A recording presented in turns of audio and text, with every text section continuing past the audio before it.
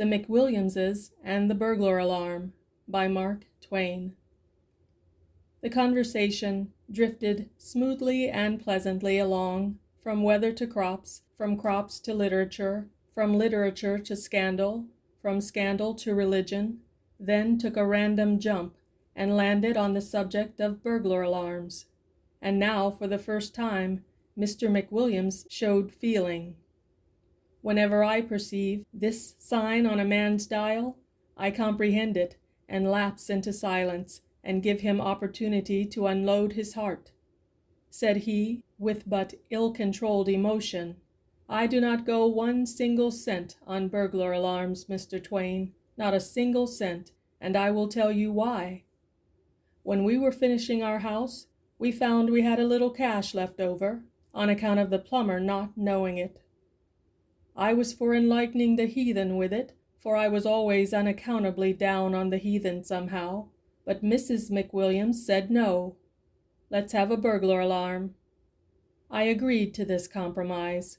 I will explain that whenever I want a thing, and Mrs. McWilliams wants another thing, and we decide upon the thing that Mrs. McWilliams wants, as we always do, she calls that a compromise. Very well. The man came up from New York and put in the alarm, and charged $325 for it, and said we could sleep without uneasiness now. So we did for a while, say a month. Then one night we smelled smoke, and I was advised to get up and see what the matter was. I lit a candle and started toward the stairs, and met a burglar coming out of a room with a basket of tinware, which he had mistaken for solid silver in the dark. He was smoking a pipe. I said, "My friend, we do not allow smoking in this room." He said he was a stranger and could not be expected to know the rules of the house. Said he had been in many houses just as good as this one, and it had never been objected to before. He added that as far as his experience went, such rules had never been considered to apply to burglars anyway. I said, "Smoke along then, if it is the custom," though I think that the conceding of a privilege to a burglar, which is denied to a bishop, is a conspicuous sign of the looseness of the times. But, waiving all that, what business do you have to be entering this house in this furtive and clandestine way, without ringing the burglar alarm? He looked confused and ashamed and said, with embarrassment, "I beg 1,000 pardons. I did not know you had a burglar alarm, else I would have rung it. I beg you will not mention it where my parents can hear of it, for they are old and feeble, and such a seemingly wanton breach of the hallowed conventionalities of our Christian civilization might all too rudely asunder the frail bridge which hangs darkly between the pale and evanescent present and the solemn, great deeps of the eternities. May I trouble you for a match?" I said, "Your sentiments do you honor, but if you will allow me to say it, metaphor is not your best hold. Spare your thigh. This kind light only on the box, and seldom there, in fact, if my experience may be trusted. But to return to business, how did you get in here?" "Through a second-story window." It was even so. I redeemed the tin wire at the pawnbroker's rates, less cost of advertising, bade the burglar good night, closed the window after him, and retired to headquarters to report. Next morning, we sent for the burglar alarm man, and he came up and explained that the reason the alarm did not go off was that no part of the house but the first floor was attached to the alarm. This was simply idiotic. One might as well have no armor on at all in battle, as to have it only on his legs.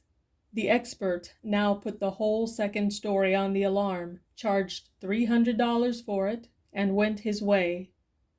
By and by, one night, I found a burglar in the third story, about to start down a ladder with a lot of miscellaneous property. My first impulse was to crack his head with a billiard cue, but my second was to refrain from this attention, because he was between me and the cue rack. The second impulse was plainly the soundest, so I refrained and proceeded to compromise. I redeemed the property at former rates, after deducting 10% for use of ladder, it being my ladder, and next day we sent down for the expert once more, and had the third story attached to the alarm for $300. By this time the annunciator had grown to formidable dimensions. It had 47 tags on it, marked with the names of the various rooms and chimneys, and it occupied the space of an ordinary wardrobe. The gong was the size of a washbowl, and was placed above the head of our bed. There was a wire from the house to the coachman's quarters in the stable, and a noble gong alongside his pillow. We should have been comfortable now, but for one defect. Every morning at 5, the cook opened the kitchen door in the way of business, and rip went that gong. The first time this happened, I thought the last day was come sure. I didn't think of it in bed, no, but out of it. For the first effect of that frightful gong is to hurl you across the house, and slam you against the wall, and then curl you up, and squirm you like a spider on a stove lid, till somebody shuts the kitchen door.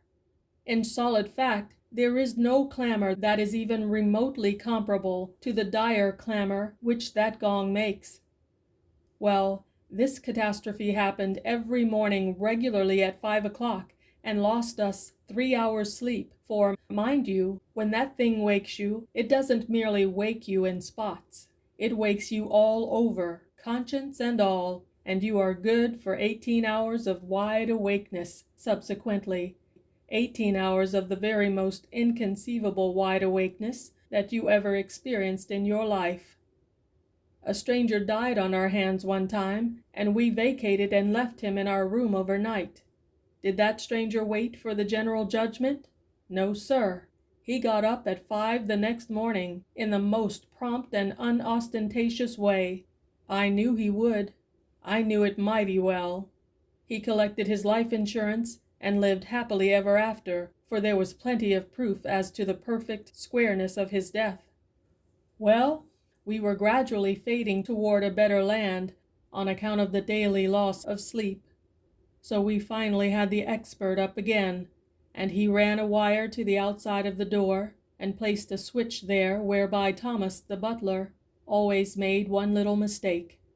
He switched the alarm off at night when he went to bed, and switched it on again at daybreak in the morning, just in time for the cook to open the kitchen door, and enable that gong to slam us across the house, sometimes breaking a window with one or the other of us. At the end of a week, we recognized that this switch business was a delusion and a snare. We also discovered that a band of burglars had been lodging in the house the whole time, not exactly to steal, for there wasn't much left now, but to hide from the police, for they were hot-pressed, and they shrewdly judged that the detectives would never think of a tribe of burglars taking sanctuary in a house notoriously protected by the most imposing and elaborate burglar alarm in America.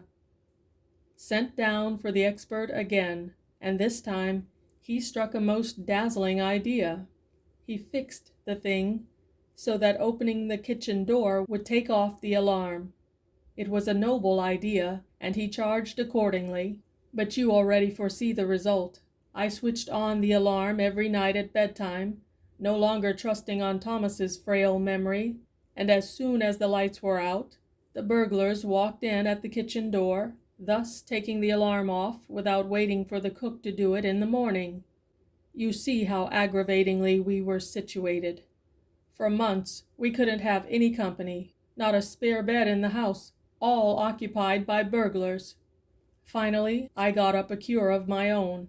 The expert answered the call, and ran another ground wire to the stable, and established a switch there, so that the coachman could put on and take off the alarm. That worked first rate, and a season of peace ensued, during which we got to inviting company once more and enjoying life. But, by and by, the irrepressible alarm invented a new kink. One winter's night, we were flung out of bed by the sudden music of that awful gong, and when we hobbled to the annunciator, turned up the gas, and saw the word nursery exposed, Mrs. McWilliams fainted dead away, and I came precious near doing the same thing myself. I seized my shotgun and stood timing the coachman whilst that appalling buzzing went on. I knew that his gong had flung him out too, and that he would be along with his gun as soon as he could jump into his clothes. When I judged that the time was ripe, I crept to the room next to the nursery, glanced through the window, and saw the dim outline of the coachman in the yard below, standing at present arms and waiting for a chance. Then I hopped into the nursery and fired, and in the same instant the coachman fired at the red flash of my gun. Both of us were successful. I crippled a nurse, and he shot off all my back hair. We turned up the gas and telephoned for a surgeon. There was not a sign of a burglar, and no window had been raised. One glass was absent, but that was where the coachman's charge had come through. Here was a fine mystery. A burglar alarm's going off at midnight of its own accord, and not a burglar in the neighborhood. The expert answered the usual call and explained that it was a false alarm, said it was easily fixed. So he overhauled the nursery window, charged a remunerative figure for it, and departed. What we suffered from false alarms for the next 3 years, no stylographic pen can describe. During the next 3 months, I always flew with my gun to the room indicated, and the coachman always sallied forth with his battery to support me, but there was never anything to shoot at, windows all tight and secure. We always sent down for the expert the next day, and he fixed those particular windows so they would keep quiet a week or so, and always remembered to send us a bill about like this: wire, $2.15, nipple, 75 cents, 2 hours labor, $1.50, wax, 47 cents, tape, 34 cents, screws, 15 cents, recharging battery, 98 cents, 3 hours labor, $2.25, string, 2 cents, lard, 66 cents, Pond's extract, $1.25, springs at 50, $2, railroad fares, $7.25, total $19.77. At length, a perfectly natural thing came about.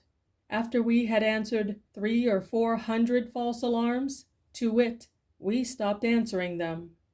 Yes, I simply rose up calmly when slammed across the house by the alarm, calmly inspected the annunciator, took note of the room indicated, and then calmly disconnected that room from the alarm and went back to bed as if nothing had happened.